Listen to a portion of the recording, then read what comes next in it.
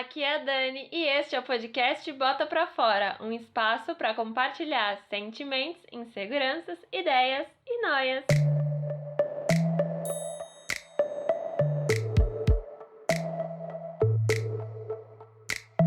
Sejam bem-vindas e bem-vindos a mais um episódio do podcast. Hoje eu tô aqui para falar sobre aquelas pessoas que deixam de responder a gente de repente, que somem, sim, desaparecem, sem deixar nenhum rastro, nenhuma pista. É sobre isso o assunto de hoje, o famoso ghosting. E para esse episódio eu trouxe uma convidada e vou pedir para ela se apresentar para vocês agora. Olá, que responsa, hein, falar de ghosting. Gente, eu sou Marina Roali, sou pesquisadora, me considero alguém aí que transformou a própria curiosidade em profissão. Me formei em publicidade, mas me encontrei na área de pesquisa que trabalha com antropologia do consumo, assim, que busca desvendar o comportamento humano. E atualmente eu sou head de pesquisa no Grupo Consumoteca, que é uma consultoria que trabalha ajudando marcas aí a entender o mundo contemporâneo. Sou podcaster também, então estamos juntos aqui e espero poder ajudar aqui trazendo um pouquinho do que eu tenho pesquisado por aí. Muito obrigada por ter aceitado o convite, eu fiquei muito feliz com a sua presença. Ah, eu adorei. Adoro falar sobre esse tema. Ai, que legal. Então, para começar a nossa conversa, eu queria pedir para você que você definisse o que é o ghosting para você. Vamos lá. O ghosting, né? O famigerado ghosting, ele aparece assim na nossa vida. A gente identifica quando você tem um relacionamento, quando alguém estava ali se relacionando com outra pessoa. Esse relacionamento ele não era muito definido, né? Era aquela coisa que não tem um nome, que você chama de crush, de contatinho, porque o ficante já entrega geração, assim. Na minha época a gente ainda falava ficante, hoje não existe mais isso, porque ficante já é muito, muito sério, muito comprometedor. A gente hoje vive nesses tempos onde a gente se relaciona com as pessoas sem data para iniciar e para acabar, né? A gente conhece, a gente ficou, é uma coisa casual, aí vai se encontrando, aí vai trocando um meme, vai trocando WhatsApp, vai se falando, e de repente essa pessoa some da sua vida sem notificação de saída, né? Do nada, assim, tava tudo bem, tudo rolando, de repente ela apenas desaparece.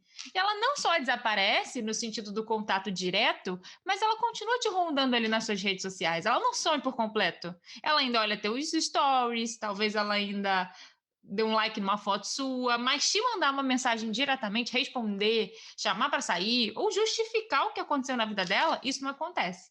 E aí, essa sensação aí de que tem um fantasminha rondando sua vida. Você não sabe muito bem como agir, né? Porque a pessoa tá ali, mas não tá, e você não sabe o que aconteceu com a vida dela direito, não sabe por que que a pessoa não responde mais, é bem complicado. Pois é, dá um ruído ali, né? Porque alguém fica sem saber como agir nessa história. E o melhor de tudo, fica todo mundo querendo interpretar o ghosting, né? O que isso quer dizer? É, Ainda me quer, mas não quer, não sabe o que quer, mas não quer admitir, quer, mas não quer se envolver. E aí, quando o negócio não está muito claro, você tem tantas possibilidades de interpretação que a gente se apega muitas vezes naquilo que a gente quer acreditar, né? é verdade, a gente se apega aos mínimos sinais, né? É. Será que tá trabalhando muito? Não pode me responder? Tá vendo stories? Meu Deus, acho que a tia ficou doente. Tem de tudo. Olha, eu já ouvi de tudo nisso de pesquisa. E já vivi também, né? Porque temos lugar de fala também, porque quem nunca recebeu ou nunca fez um ghosting também não estava vivendo. Sim, sim.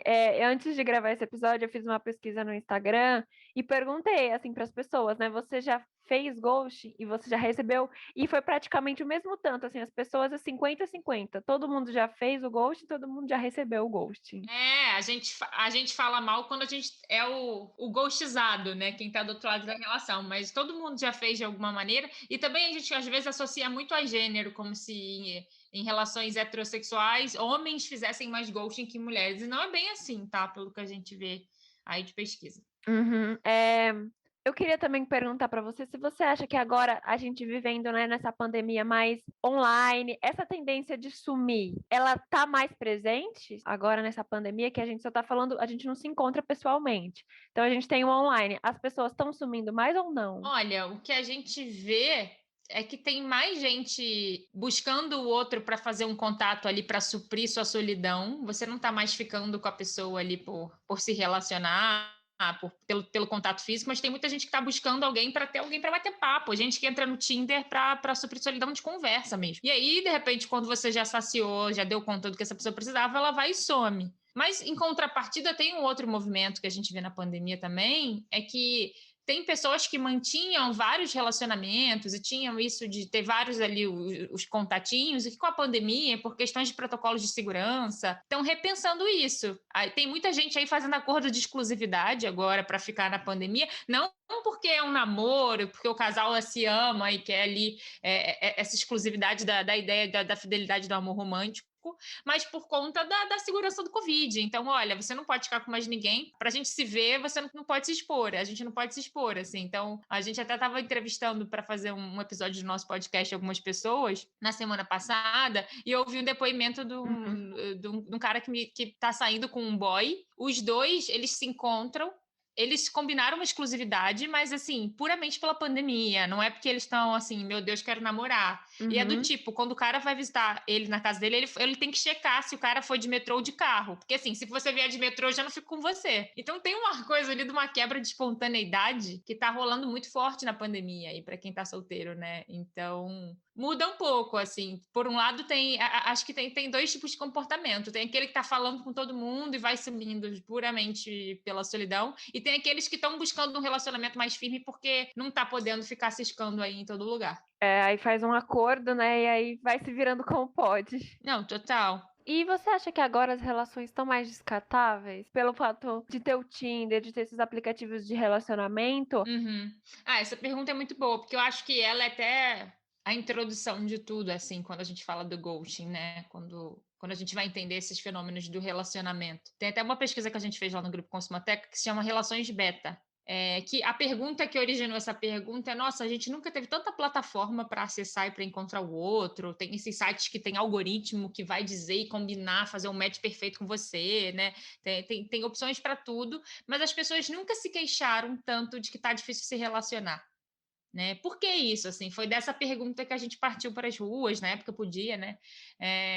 Para entender e para acompanhar pessoas. A gente foi fazer uma pesquisa com usuários de aplicativo de date e pessoas também que não usavam aplicativos, mas que usavam plataformas como o Instagram, né? Porque o Instagram ele é meio um Tinder ali, né? Tem uma manha da direct ali que o negócio funciona. Funciona mesmo.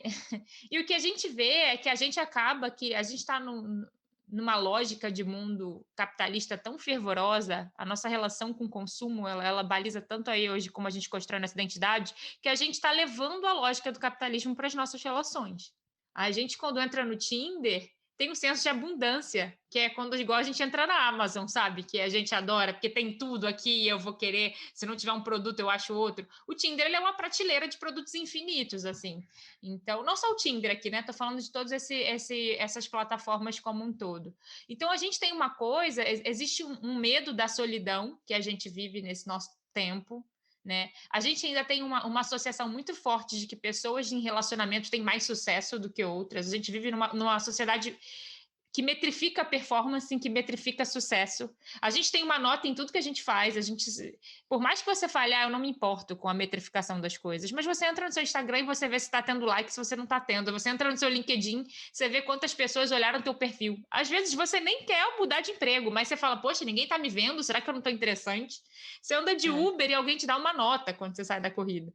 Então a gente está sendo avaliado o tempo inteiro e acaba que você ter um relacionamento é associado a uma pessoa de sucesso, né? Tanto que quando chega o dia dos namorados, tá todo mundo aí postando aquele textão, meu Deus, que relacionamento incrível que eu tô vivendo. Então tem uma coisa de comparação que por mais que algumas pessoas estejam nessa liberdade de se viver e de experimentar, rola um medo de solidão que você tem que estar sempre ali buscando o outro. Óbvio que tem as necessidades físicas de se envolver ou necessidade afetiva, mas tem uma cobrança social ali em torno do, peraí, tá 100% sozinho não é legal. Né? Tinha até o famoso solteiro sim, sozinho nunca, que virou uma coisa do senso comum, aí de falar que reproduz muito isso. E isso ainda é uma cobrança muito maior com as mulheres, né? Porque geralmente se um homem heterossexual ele tá sozinho, é a ideia de que ele escolheu essa situação. A mulher muitas vezes quando tá sozinha, meu Deus, ela não foi escolhida, o que aconteceu? Fica sempre alguém querendo entender e diagnosticar por que aquela mulher tá sozinha, sabe? Será que ela é exigente demais? sabe? Tem sempre, será que ela é difícil de lidar? Então ainda tem todas essas questões de gênero. Mas voltando ali para a sua pergunta, a gente vê que a gente fica nisso, assim, buscando ter relacionamento para a gente se sentir no sucesso, e às vezes a gente quer muito validar nosso ego. Só que relacionamento é troca, né? Você quer que o outro tem que se dedicar para você, mas você tem que se dedicar para o outro. E às vezes nem todo mundo tá nessa vibe. Às vezes você quer alguém para validar.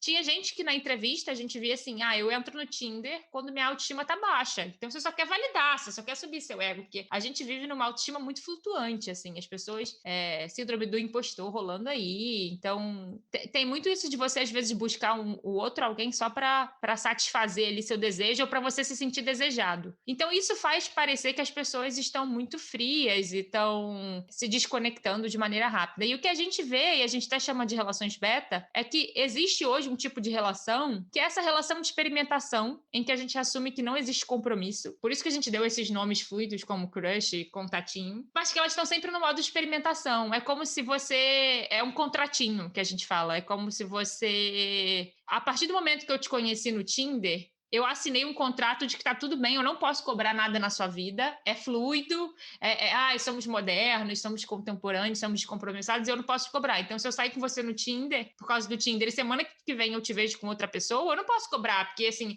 é o pressuposto da plataforma que você está conhecendo e está experimentando. Só que o ser humano não é tão simples assim como um algoritmo, né? Por mais descompromissado que você queira ser, a gente se envolve. Tem vários graus de envolvimento. Às vezes não é assim, meu Deus, o amor da minha vida, mas você se envolve. Então, quando você começa a sair com uma pessoa, saiu duas, saiu três, vocês não conversaram sobre isso, né? Porque é um contrato invisível. De repente, para uma coisa tá mais séria do que para outra. E aí dá ruído. Não tem como. Essas relações, elas geram ruído. Porque você não sabe mais se você pode cobrar para o outro presença. Vai ter um aniversário do meu amigo, né? Pensando em tempos pré-pandêmicos. Vou convidar. Vou levar. Aí um acha que você levar o outro para o aniversário do amigo, meu Deus, então vocês estão sérios. Para o outro não é nada demais. Nossa, passamos um domingo vendo Netflix juntos. Isso é muita intimidade. Nossa, acho que agora o negócio ficou muito sério. A gente foi vendo que cada um tem uma régua para entender o que é envolvimento, né? A gente não tem. E aí por isso que dá ruim, porque chega um momento que de repente uma dessas partes entende que de repente para ela não tá mais tão interessante, ou ela começa a sair com outra pessoa, ou ela não tá afim, ou ela não quer naquele momento, mas ela não consegue dizer não. E a gente no mundo capitalista é isso, né? A gente quer quantidade, a gente não consegue fechar a porta. Por isso que muitas vezes tem um contatinho que ele para de falar com você, ele gostou de você, ele te achou incrível, mas ele não gostou o suficiente para querer algo oficial. Então ele não consegue chegar para você e falar assim, olha, eu não quero mais, porque ele sabe que você pode fechar uma porta e ele quer deixar a opção em aberto. E aí ele fica ali vendo seus stories, né, fazendo uma ali de não sei o que tá acontecendo, e aí você fica do outro lado, sem entender e se sentindo mal por ir cobrar essa pessoa, que é o que geralmente acontece, que você fala, meu Deus, vai parecer a louca, a histérica, a possessiva, sabe? Eu me identifiquei muito com isso que você falou, demais, demais, demais. Isso da pessoa tá ali, você não sabe porque ela não fala, aí às vezes ela aparece uma vez e some daqui 2 meses, ela aparece de novo, e aí você não entende o que tá acontecendo. Nossa, foi muito engraçado. E quando a gente começou a fazer pesquisa, eu comecei a entender, e a gente foi decifrar, e a gente foi ler sobre, a gente foi entendendo que ele era um sentimento coletivo. Mas às vezes as pessoas não falam tanto por esse medo do papel de trouxa, que é uma outra coisa da nossa sociedade, né? Que parece que aquele que sente mais, ele é um loser, ele é um perdedor. Como se sentir muito ou se envolver por alguém fosse sinal de fraqueza. A gente tem um pouco isso, né? Tem. E são coisas, valores cultuados na nossa sociedade. Então fica esse sentimento ali ruim que eu acho que algumas pessoas acabam sentindo. Mas acho que se consola.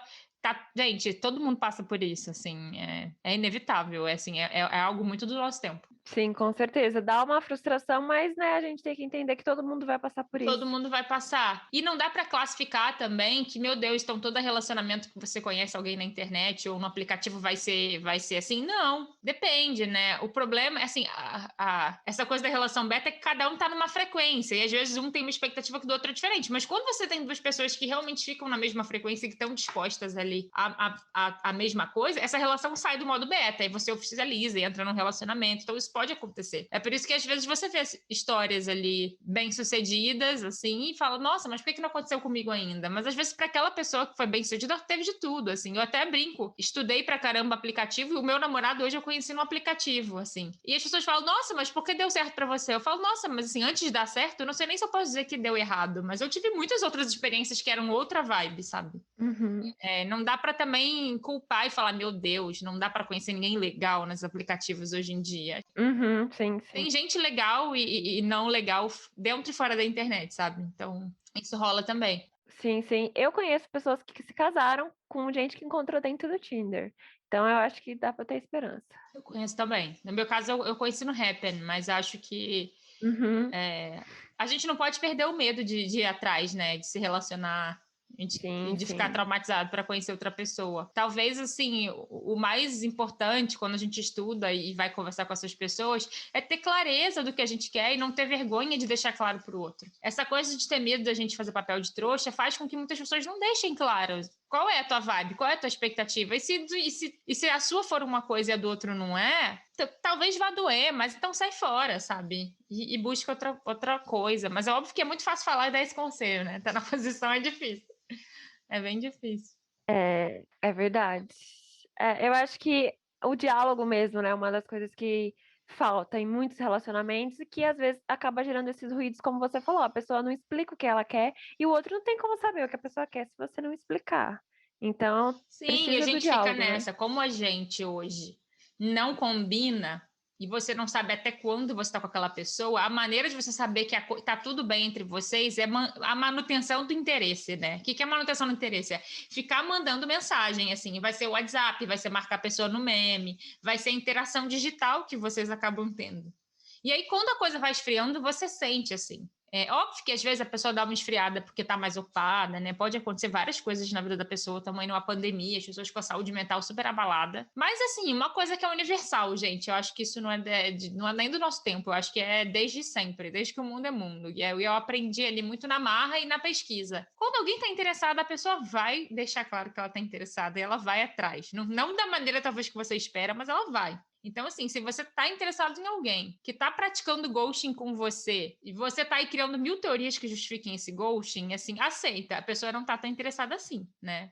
Mas ela também não conseguiu dizer não definitivo e sair de uma vez pela sua porta. Então, você tem que decidir se está tudo bem para você. Às vezes a pessoa está de boa com isso, beleza. Também vou ficar aqui mantendo a pessoa ali no banco de reserva, mas aí vai de cada um, né? Eu acho que também vai muito da maturidade, né? De às vezes você entender qual que é o seu papel ali, os limites que você tem que impor também, né? Porque às vezes a pessoa sabe que você está sempre ali disponível, então ela deixa. Exato. E quando ela quiser, ela volta. Na verdade eu falei do ghosting, mas o ghosting, primeiramente, ele era associado à pessoa que sumia de vez, e aí teve, acho que é shadowing, né? Que é quando alguém fica rondando. Isso, Shadowing é quando a pessoa ronda você. isso, tem. Tem, acho que um que chama Halting também, que eu cheguei a pesquisar, que fala que é quando a pessoa te dá um like assim de repente, aí depois ela volta e reage ao seu stories. Também tem um que chama Benching, que é você tá no banco ali de espera da pessoa. Você vê, a gente leva essa lógica do consumo e do capital para as nossas relações. E acaba que o direct, ele vira muito esse lugar, porque pensa que o direct é um espaço seguro, ninguém tá ali, ninguém vê. Então você pode mandar um negócio para o outro. Se você não receber, não for recíproco, ninguém vai saber. Então a cara de pau fica mais aflorada. Então é a famosa biscoitagem, ela rola solta, assim. Às vezes é só uma manutenção de ego. Essa troca de emojis que rola no direct entre as pessoas. Você postou um conteúdo, uma foto, alguém manda um foguinho, aí você fica, meu Deus, me Uhum. quer. Aí é bom também, né? É uma massagem no ego, mas aí depois você fica querendo que tenha mais coisa e às vezes era só aquele foguinho mesmo e segue o baile. E é uma maneira também do vai que cola. Às vezes você tá interessado em alguém, mas você É. ainda não conseguiu dar uma indireta ou tá com medo de levar um toco, você manda um emoji ali na DM e vê o que volta, né? Porque se a pessoa ela dá papo depois é porque você tem caminho ali para cavar para conseguir alguma coisa. Então acaba que funciona. Com certeza. Às vezes, não custa tentar, né? Pois é, a questão é estar preparado aí para todos os resultados possíveis, né? Sim, com certeza. E uma outra coisa que eu também queria te perguntar é se você acha que o ghosting pode afetar os relacionamentos futuros da pessoa que sofreu o ghosting. Olha, eu não sou profissional da psicologia, tá? Para ter a propriedade de fala ali, né? De falar de trauma e tudo mais. Uhum, Mas pelo que a gente vê e conversa, sim, com todo mundo, acaba que sim, né? Vai muito do traço de personalidade de cada um, mas tem pessoas que podem ficar traumatizadas, elas passam a ter dificuldade de confiar em outra pessoa, ou de confiar, ou de se envolver num relacionamento.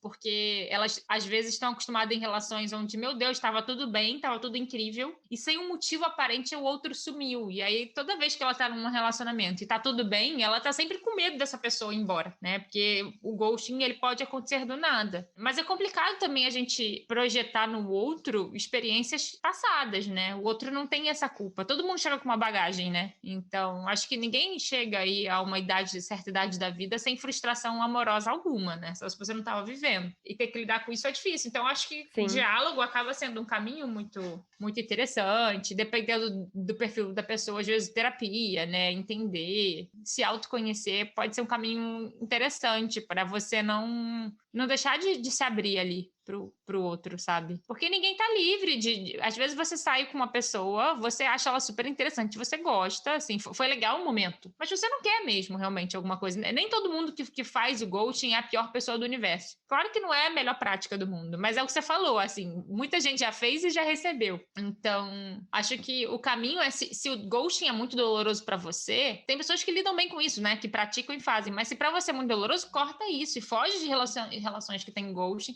e verbaliza e deixa claro, olha, para mim tudo bem, a gente sair, não quero exclusividade, não quero nada, mas eu queria comunicação, assim, se algum dia não estiver fazendo sentido, me avisa, vamos conversar. Tem maneiras de você conversar com o outro, né, criar acordos, verbalizar esses acordos sem parecer um louco obsessivo. E também, se o outro te achar um louco obsessivo, eu sou da teoria, quando sou eu a amiga aconselhando, assim, gente, também eu não quero me relacionar com essa pessoa, sabe? Porque tem essa síndrome, esse medo do relacionamento sério que as pessoas têm, como se fosse uma grande prisão, né? Como se o relacionamento fosse sinônimo de fim da liberdade, que é muito problemática do nosso tempo, né? Essa coisa do individualismo, assim, que a gente tem exacerbado, como se o outro fosse uma ameaça para os seus planos de sucesso pessoal. Então, é um desafio do nosso tempo, mas é questão de ir buscando um modelo que funciona para você.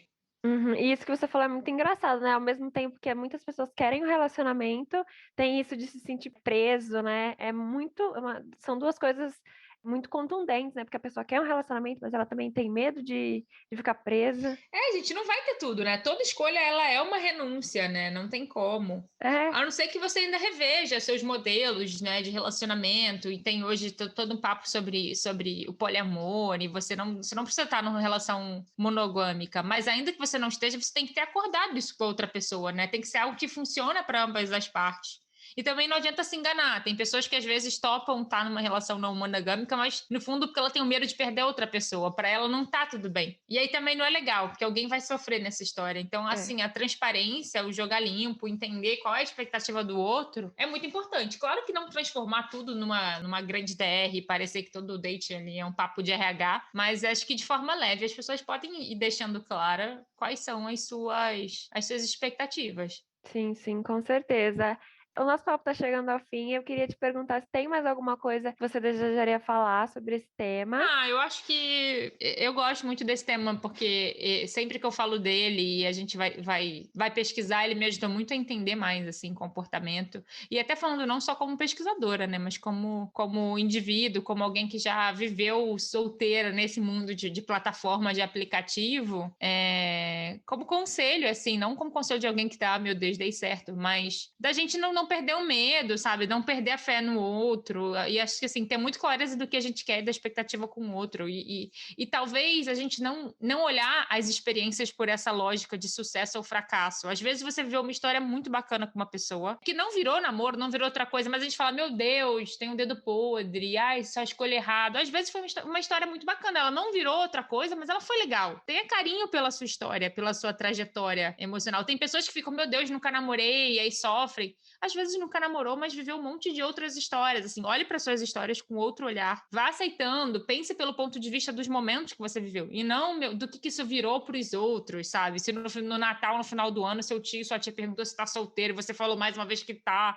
ou se chegou o dia dos namorados, você não postou foto, porque tem muito casal infeliz também. A gente só vê a parte da vitrine ali na rede social. Então, vá buscando isso, assim, com muita honestidade, vá deixando muito claro para os outros o que você quer e não fuja, assim, né? Não fuja do outro por conta disso, assim. Acho que se eu tivesse me fechado para as plataformas digitais, para maneiras de conhecer o outro, porque estava traumatizada com uma situação ou outra, eu talvez não estaria num relacionamento bacana que eu acho que eu tô hoje. Então, acho que de conselho que eu deixaria aí seria esse. Aqui no podcast a gente tem um quadro que chama Pronto Falei, que é um quadro de dicas e indicações. Aí eu queria pedir para você deixar alguma indicação. Pode ser filme, série, livro, o que você quiser indicar, Instagram, qualquer coisa. Ah, tem um documentário que tá na Netflix que se chama Amor e Sexo pelo Mundo, da Christiane Amanpour. Eu acho ele incrível pra gente ver como relacionamento é algo socialmente construído, né? A nossa cultura, ela muda muito. E aí vai mostrando o se relacionar em países como Índia, Japão, Alemanha. Eu achei uma série muito interessante de assistir. Fica a dica desse documentário, então. Certo, muito obrigada pela sua presença. Obrigada a você. Tchau, tchau. É isso, o podcast de hoje fica por aqui. Eu espero que você tenha gostado do conteúdo. Se gostou, não esquece de compartilhar com os amigos, tá bom? Um beijo e tchau!